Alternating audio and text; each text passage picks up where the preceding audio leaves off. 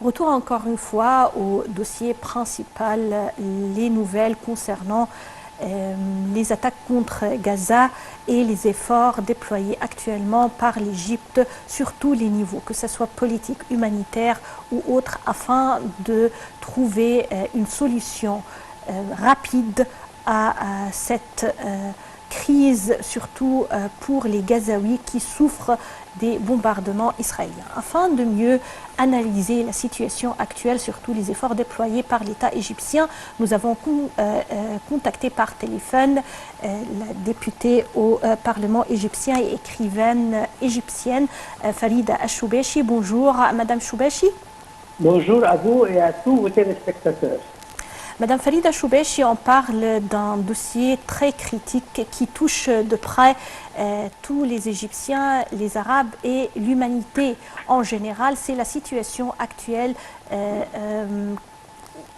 au Gaza, dans la bande de Gaza, et où les Gazaouis souffrent des attaques sans vraiment solution pacifique, durable pour eux. Ils sont toujours menacés, aujourd'hui bombardés. L'Égypte joue un rôle important actuellement afin de pouvoir trouver une solution, mais la situation s'avère très compliquée. Comment vous voyez cette situation actuelle? Moi, je vois que la situation est très compliquée parce qu'Israël ne veut pas comprendre que la force ne va bien résoudre et que la force n'est pas absolue, parce que là, nous voyons qu'il y a des militants qui réagissent et qui défendent leur droit à vivre. C'est pas possible. Ce qu'Israël fait maintenant aux yeux du monde entier, c'est vraiment plus que scandaleux. Oui. Et nous, ils voulaient, c'est un plan, comment dire, hypocrite, de faire immigrer les Gazaouis vers le Sinaï. Et ça, c'est vraiment quelque chose d'effronté, parce que nous, on ne va pas résoudre, on ne va pas liquider le problème palestinien au profit d'Israël. Israël doit concentrer ses mauvaises gestions et ses mauvaises, comment dire, même ils ne veulent pas comprendre qu'on ne peut pas soumettre un peuple entier, et pas seulement un peuple. Et ils veulent aussi soumettre l'Égypte. C'est qui? Eux, ils sont qui exactement? Ils sont des gens qui sont venus de tous les pays du monde parce qu'ils sont de religion juive. Et là, nous, on n'est pas une guerre de religion, on est une guerre de patrie, de territoire, de terrain. C'est-à-dire, on ne peut pas me sortir de ma maison parce que je ne suis pas juif. Ça, c'est jamais vu, et ça, c'est vraiment le fanatisme et le racisme dégoûtant. Oui. Également, Mme Farida Choubechi, on a vu qu'au début de ces attaques, suite au 7 octobre, il y avait une avancée officielle de la part de l'Occident que Israël se défend. D'accord? C'était suite aux événements de 7 octobre. Petit à petit, on a vu un écart qui commence vraiment à être très important entre l'opinion publique de l'Occident et l'opinion officielle. Les peuples commencent à lire la situation d'une manière tout à fait différente en voyant que le 7 octobre, ce n'était qu'une réaction, une réponse à une série d'hostilités israéliennes qui a commencé avant. Et actuellement, on voit une sympathie avec ce qui se passe avec les attaques contre Gaza. Et ça, c'est vraiment un peu différent de ce qu'on a vu dans les années passées, et le stéréotype que ce ne sont que des terroristes, ce ne sont que des attaquants. Aujourd'hui, il y a un changement. Est-ce que vous croyez que l'opinion publique, à la fin, peut-il vraiment exercer des pressions sur l'opinion officielle des pays occidentaux pour changer cette situation contre les Palestiniens en général? Bon, ça, c'est contre l'humanité. Oui. Et ça, c'est un second vraiment dégoûtant. Ça veut dire quoi? Un pays occupant qui occupe un autre pays, et il ne faut pas se défendre.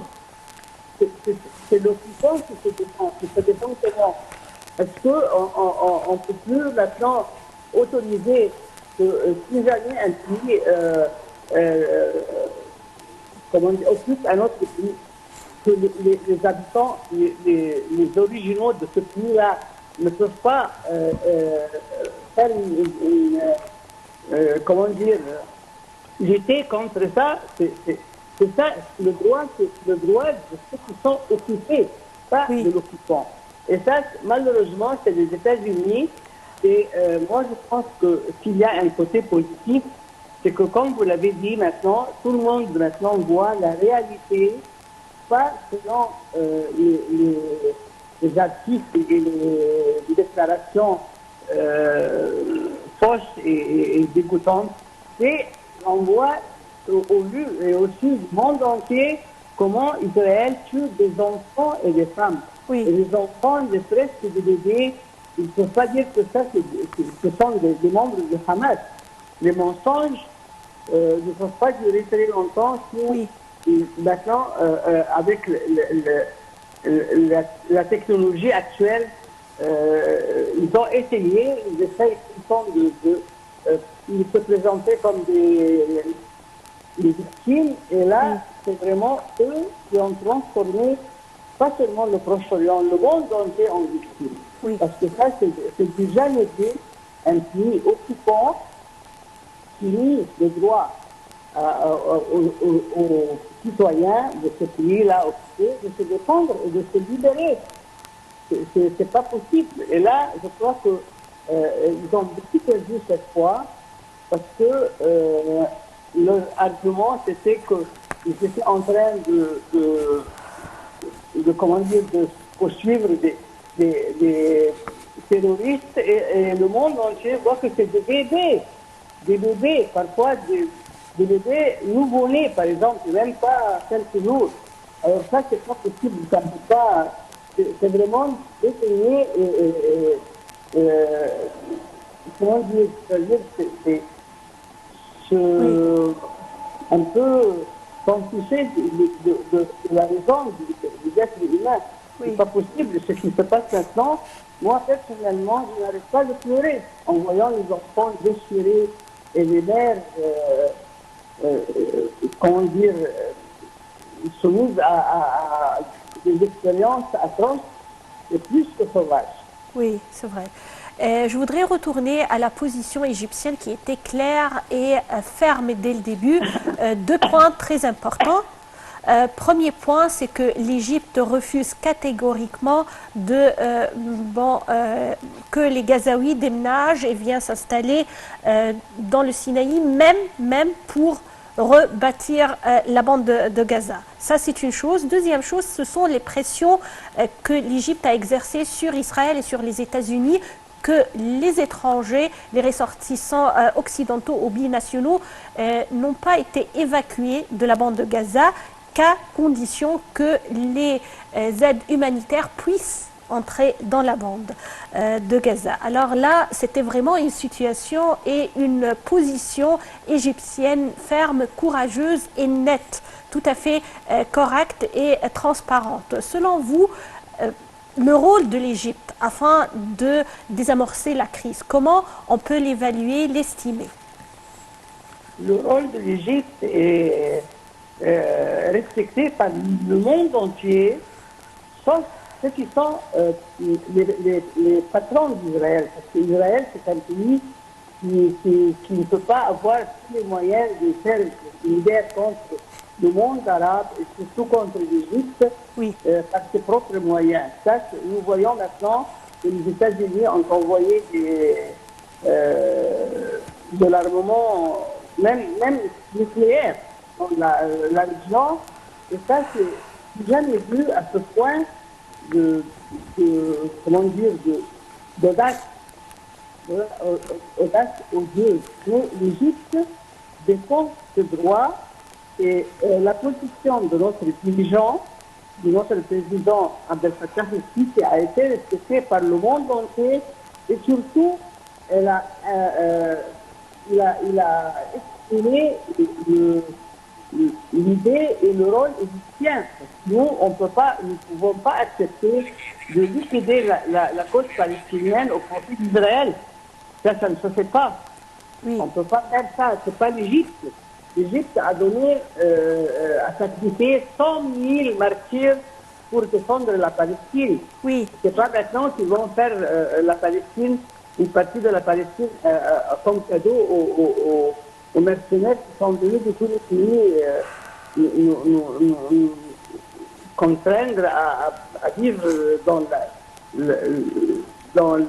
les malheurs vraiment et les tueries tout le temps. C'est incroyable. C'est-à-dire que c'est quelque chose. Nous, supposez qu'il y a des juifs qui ont été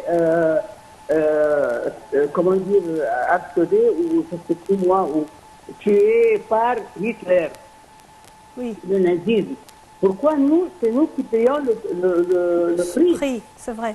Oui. Nous, on n'a rien fait, nous, au contraire. Nous, les juifs, nous avons une communauté juive jusqu'à maintenant au Caire, en Égypte, je veux dire. Parce que nous l'avons. Et moi, quand j'étais à l'école, il y avait 3 Farida. Farida musulmane, Farida chrétienne et Farida juive. Oui. C'est l'Égypte, la tolérance totale, c'est vrai. Voilà. Oui, voilà. Madame Farida Choubechi, vous êtes députée écrivaine. Je vous remercie infiniment pour cette analyse tout à fait nette et correcte. Et on arrive ainsi au terme de notre édition de Bonjour à l'Égypte. Je vous remercie, chers téléspectateurs. Passez d'excellents moments avec la suite de nos programmes sur la LTV internationale. Au revoir.